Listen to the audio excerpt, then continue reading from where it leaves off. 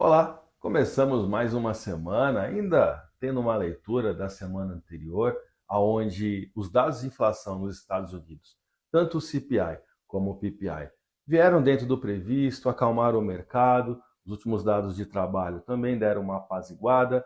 Aparentemente, há um consenso no exterior de que haverão cortes de juros nos Estados Unidos, né, decretados ou não. Essa decisão vai estar nas mãos do Fed, do Banco Central norte-americano. O mercado agora se pergunta o tamanho desse corte, é comum esse tipo de questionamento. Essa semana nós entramos agora com uma percepção de apetite ao risco, que seria benéfico para moedas emergentes como a nossa, como o real brasileiro. O mercado provavelmente vai esperar o início do simpósio de Jackson Hole, que é o simpósio organizado pelo Fed, pelo Federal Reserve do Kansas. Lá teremos a presença de vários presidentes de bancos centrais, acadêmicos, reavaliando a eficácia e a transmissão da política monetária. Esse é o tema do simpósio, que vai começar no dia 22 e vai até o dia 24 dessa semana de agosto. Destaque para a fala do presidente do Banco Central americano, Jeremy Powell, que vai falar no dia 23 às 11 horas. O mercado vai ficar atento não só a isso, mas também à ata do FONC, o Comitê de Mercado Aberto, né? Como se fosse o Comitê de Política Monetária dos Estados Unidos. É um relatório que vai ser analisado com muito critério, porque o mercado vai buscando ter um tato melhor de toda essa política monetária, de como a economia vai se movimentar, como o Banco Central está lendo esses dados e se está entendendo um real afastamento do risco de recessão nos Estados Unidos. A gente vai mandar aqui na sequência para vocês um vídeo onde eu abro o gráfico do dólar e passo esses preços de disputa entre compradores e vendedores. Que todos tenham uma semana abençoada e conte com a gente para a melhor análise cambial do mercado brasileiro.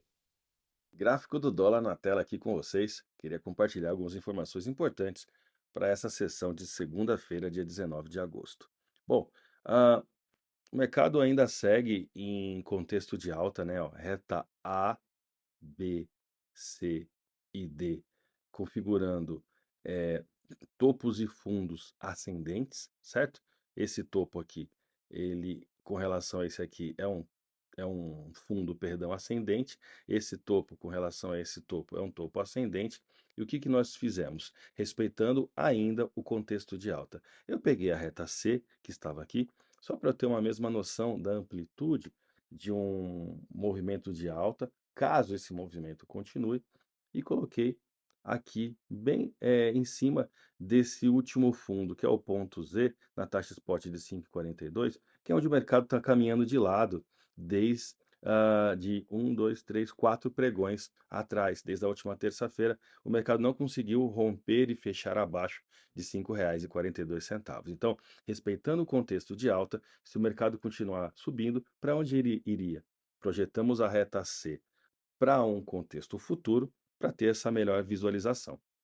E olha só que interessante, se o mercado engatasse uma alta, eh, respeitando essa movimentação, essa tendência principal, ele iria testar exatamente a taxa spot de R$ 5,84, com o alvo já pelo estudo de Fibonacci em 5,90, tá certo? No entanto, quando a gente olha fundamentos, a gente enxerga a possibilidade de continuidade desse movimento de queda, ainda que sendo como um curto prazo. E partindo desse princípio, o mercado teria que romper o ponto Z, que é a taxa spot de R$ 5,42, para vir testar aqui o nosso ponto Y, que é R$ 5,36. Essa taxa ela é muito importante. Por quê?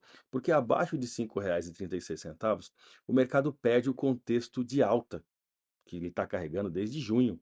Se ele perder os 5,36, ou seja, fechar abaixo de 5,36, ele viria buscar com facilidade a taxa spot de R$ 5,20. Tá certo? Então, enquanto o mercado se manter acima de R$ 5,36, tendência de alta como movimento principal ainda deve ser respeitada. Perdeu o suporte de R$ 5,36, o mercado buscaria os 5,20 sem muito esforço pela leitura do traçado de Fibonacci. tá certo? Olhando para o estocástico, nós temos aqui a paridade caminhando em sobrevenda, tá certo? Mas, no entanto, a gente só vai considerar uma compra imediata se esse estocástico vier trabalhar acima dos 20 pontos, tá? Respeitando o contexto de mercado que ainda é de alta.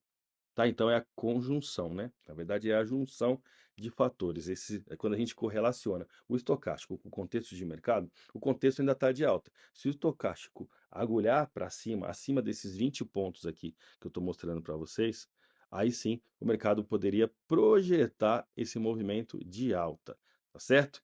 Mas o jogo está na mesa, a semana acabou de começar, temos o simpósio do Banco Central nos Estados Unidos ainda essa semana, a ata do FONC por lá, tem muita coisa para acontecer. O que nós estamos passando aqui para vocês são dois cenários possíveis. Se subir até onde poderia ir, 5,8426 e 5,90 objetivos. Se cair, teste no 5,36 com alvo em 5,20. Beleza, gente? Eu fico por aqui desejando um excelente dia a todos, uma semana abençoada.